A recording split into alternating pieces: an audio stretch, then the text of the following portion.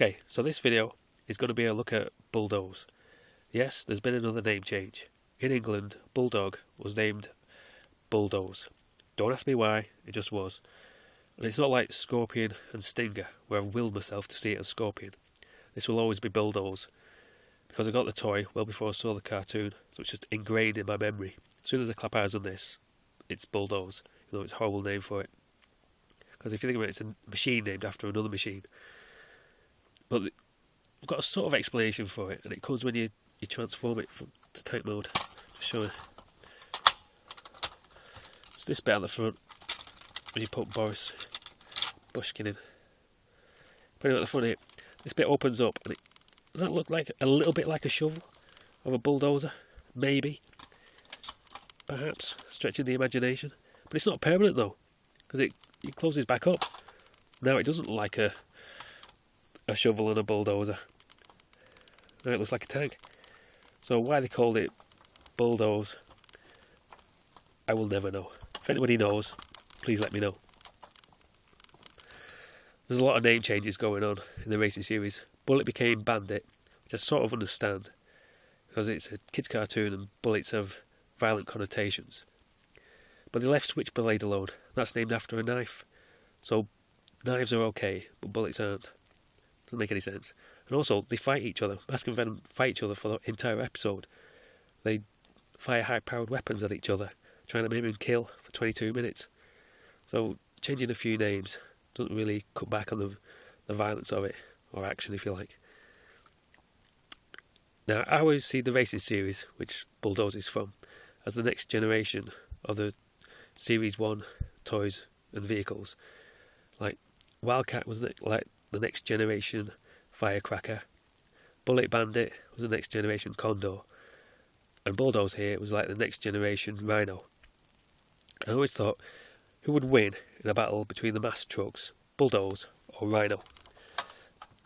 I've done a weapons count. This is Rhino. It's got 7 weapons altogether. 3 on the front of the ATV, the grill, the stacks, and the big missile at the back. Comes to 7.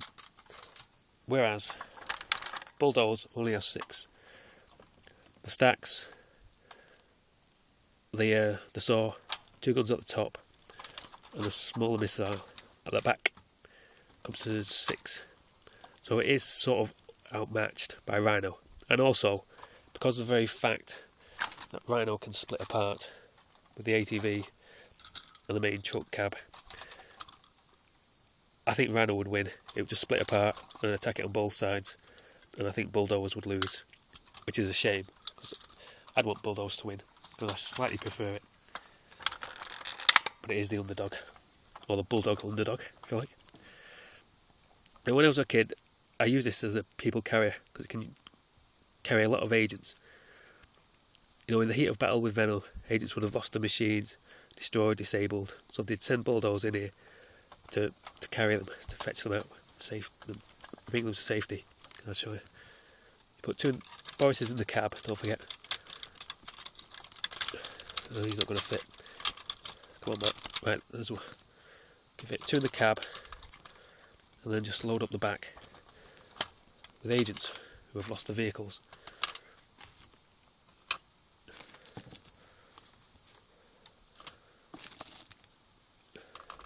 People carrier, and it ferries them to safety.